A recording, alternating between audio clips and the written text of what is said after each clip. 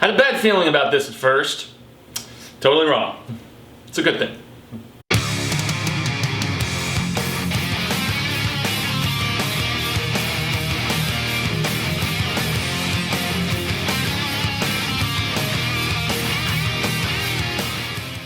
Bienvenidos, World Watch fans of the planet's hottest entertainment with the net from a galaxy far, far away. Jaime En Fuego and my little buddy here, welcoming you to my namesake program, Enfuegotainment, and more RAPIDO FUEGO review coverage of the second season of The Mandalorian on Disney+. The latest episode, 4 of the second season, and it's entitled The Siege, and it sees the return of Carl Weathers' character and that planet where it all began, and he actually also directed the episode too. So Apollo Creed, man, getting behind the camera, doing his thing. He has previously done some television before, so this was not his first foray into something of this nature. And I gotta say, with the exception of our Ice Spiders episode, I have loved every other episode of this show in the second season, including last week where Katie Sackhoff showed up as Bo-Katan, and we got some other Mandalorians and all that stuff. And this one is also very action-packed, exciting, a little bit longer in the runtime, which is cool.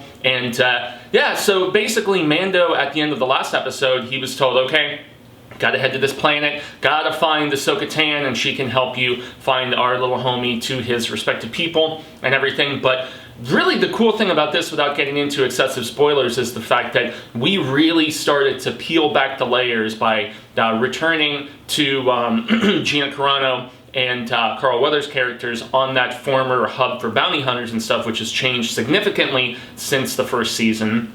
And the Imperials being pretty much gone, except for a base that is like on top of a volcano that factors into the second half of the episode. But yeah, Carl Weathers directing it. He does a hell of a job. It's action-packed. Gina Carano. I keep getting these two women mixed up for whatever damn reason. But she is now like the marshal sheriff of the area, which is pretty dope. And the first half is very much like goofiness with little guy here. He's messing with wires and trying to help out the, broken down ship of Mando that is the entire reason why he has to return in the first place to this former planet that he spent so much time on.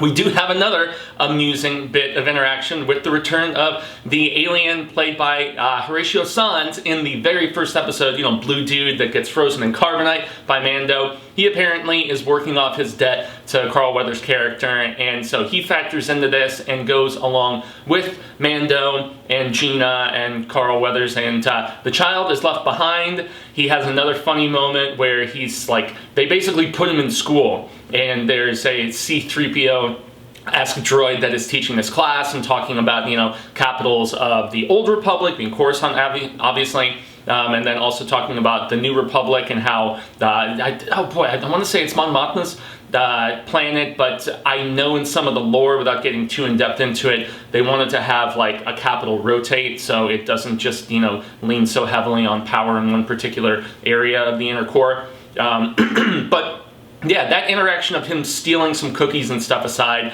So the first half of the episode has a lot of humor and fun, and it actually hit for me in comparison with some of those other episodes in the first 3, where it was just like, not all of this is landing, especially in 2 with him getting hungry and eating them little eggies and stuff. But the second half of the episode is where we advance the story significantly without spoiling, and that whole raid on this remaining Imperial base that they can't figure out why the hell they didn't just all go off with Moff Gideon after that defeat at the finale of the first season. Well, we get some answers, and we get some answers also about some of the testing that he was involved with, and we know in the first season he was, taken from that particular doctor and all that different stuff. We finally start to peel back the layers and get some intriguing insight. It's not like full-on revelation status, but, we get at least pointed towards some answers, and I'm sure some may have wanted more. Once we meet up with Ahsoka Tano, which is, I'm assuming, gonna for sure be the next episode, because that's directed by Dave Filoni, and yes, finally meeting up with Ahsoka and whatnot, which is gonna be dope to see Rosario Dawson, I believe is the one who's playing it, but or playing that iconic character. So yeah, man, I'm stoked for that. But this episode, it had some terrific action. It was a lot of fun. There was like just the design of the ships, and even when there is a certain escape that is being made without going into too much detail. And I mean, there's a full-on conflict with Imperials in this. Like, we get TIE fighters and, you know, just all kinds of dope stuff. It's really, really cool. Very well directed by Carl. If there's anything you can point out about scripting stuff, that's once again on Jon Favreau. He doesn't want to show all of his cards just yet. And I respect that. There's still 4 more episodes in this season left, and a 3rd season with which to develop stuff even further. But it was nice to, you know, reunite with, you know, Gina and Carl's characters. They had great rapport with Mando once again. Humor that actually landed. Just exciting action. This is probably, as much as I liked the previous episode with Katie Sackhoff's appearance and stuff, I think this is probably my 2nd favorite after, you know, the introductory with Timothy Olyphantastic, the Marshal.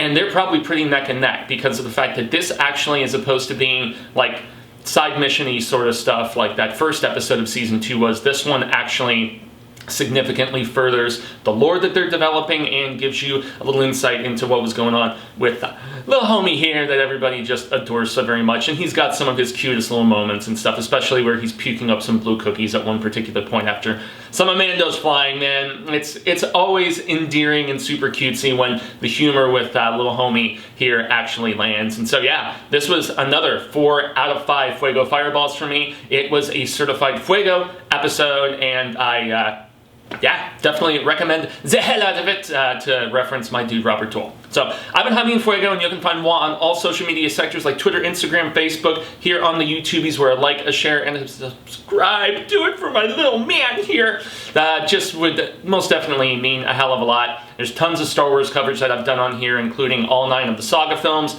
spin-offs, some of the books. I mean, yeah, it's been fun, and I am going to sometime this weekend. I've just been quite busy with the Phoenix Film Festival and its sub-branch, the International Horror and Sci-Fi Film Festival. I'm gonna review the Lego Holiday Special at some particular point. I mean, I reviewed the original Holiday Special, which is floating around on the interwebs, but lots of other cool stuff on here, including Netflix's The Queen's Gambit, Soulmates on AMC, some coverage of A Teacher, which is on FX by way of Hulu, and a few other films from the last month or 2 as well. So check that out if you like spectacular shizzle. YouTube.com/The Horror Show channel, like you see below. And yeah, man, I'm just extremely excited to still be a part of that after all of these years. 1 new episode over there every day, as opposed to a few weekly that I do here. So yeah, that's the end of the proceedings and my thoughts on the 4th episode, entitled The Siege, of the 2nd season here on The Mandalorian. Chapter 12, I believe, is the proper